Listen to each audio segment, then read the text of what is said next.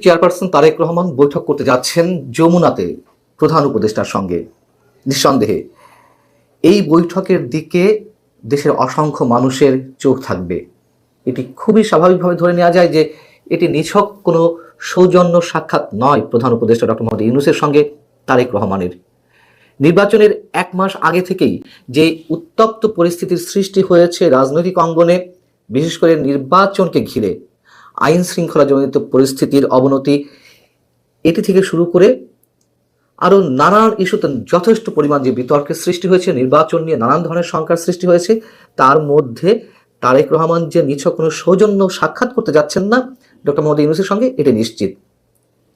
এবং যতটুকু জানা যাচ্ছে যে তারেক রহমান এই নির্বাচনকে সামনে রেখে বিএনপির পক্ষ থেকে বেশ কিছু দাবি বা সিদ্ধান্ত জানিয়ে আসতে পারেন।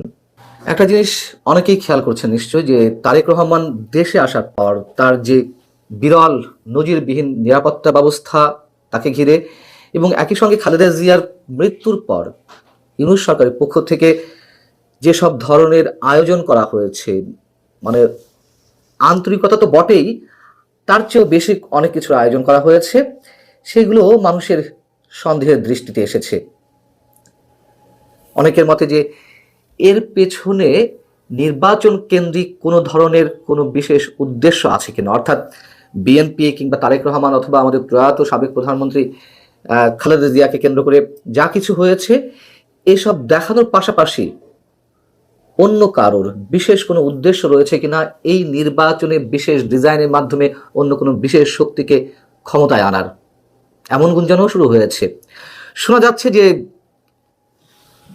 একটি বিশেষ ইসলামপন্থী রাজনৈতিক দল তারা নির্বাচন বয়কট করতে পারে। বুঝতেই পারছেন কাদের প্রসঙ্গে গুঞ্জন শুরু হয়েছে। সেক্ষেত্রে নির্বাচনের গ্রহণযোগ্যতা নিয়ে যাতে কোনো প্রশ্ন না ওঠে, সে বিষয়ে কোনো আলোচনা হবে কিনা আমরা জানি না। এরই মধ্যে বাহরাইন এবং ওমানে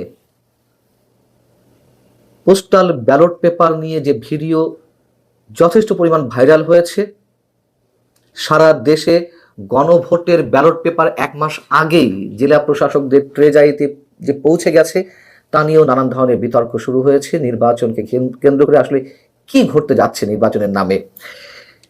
পাশাপাশি নিশ্চয়ই আমাদের চোখে এটিও বেঁধেছে যে শিক্ষা সংক্রান্ত একটি দক্ষিণ এশীয় সম্মেলনে প্রধান অতিথি হয়ে আমাদের প্রধান উপদেষ্টা ডক্টর মোহাম্মদ ইউনূস পরোক্ষভাবে এনসিপির পক্ষে প্রচারণা চালিয়েছেন। তিনি মন্তব্য করেছেন যে তরুণদের সেই দল থেকে অনেকেই বিজয়ী হয়ে আসবে নিশ্চিতভাবে।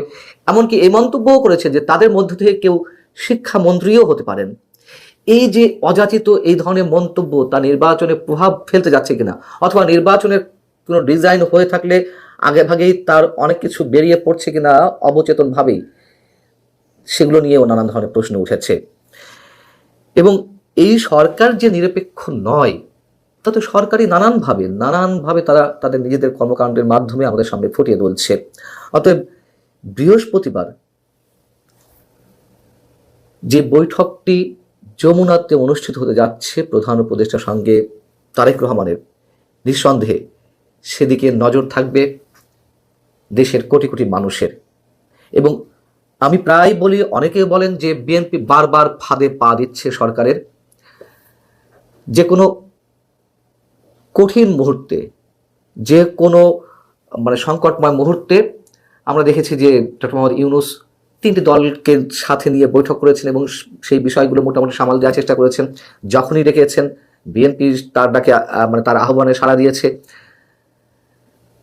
এবং পরবর্তী দেখা যাচ্ছে যে আবার কোনো বিষয়ে সরকারের সঙ্গে দূরত্ব সৃষ্টি হয়েছে, আবার কোনো একটা সমস্যা পরে তাদেরকে ডেকে নিয়ে মোটামুটি চা নাস্তা খেয়ে সব কিছু আলোচনার মাধ্যমে সব সমাধান হয়ে যায়। বিএনপি অনেক অনেক ছাড় দিয়ে এই পর্যন্ত এসেছে, তাই অনেকেই বলে থাকেন যে বিএনপি বারবার ফাঁদে পা দিচ্ছে। এই নির্বাচনকে কেন্দ্র করে বিএনপি চূড়ান্তভাবে ফাঁদে পা দিতে যাচ্ছে কিনা, সেই প্রশ্ন অনেক জোরালোভাবে উঠেছে। দেখা যাক যমুনাতে কি ধরনের সিদ্ধান্ত বা দাবির কথা জানিয়ে আসেন তারেক রহমান। তার উপরে নির্ভর করছে দেশের ভবিষ্যৎ। আগামীর যে গুরুত্বপূর্ণ নির্বাচনটি, তার অনেক কিছুই, যদিও সরকারের পক্ষ থেকে বলা হচ্ছে, দাবি করা হচ্ছে যে এটি হবে দেশের ঐতিহাসিক নির্বাচন, তার তো বিন্দুমাত্র কোনো লক্ষণ বা কোন ধরনের দৃষ্টান্ত এখনো পর্যন্ত আমাদের সামনে উপস্থিত হয়নি। সেই জায়গা থেকে বৃহস্পতিবারের যমুনার বৈঠকটি নিঃসন্দেহে অনেক অনেক বেশি গুরুত্বপূর্ণ।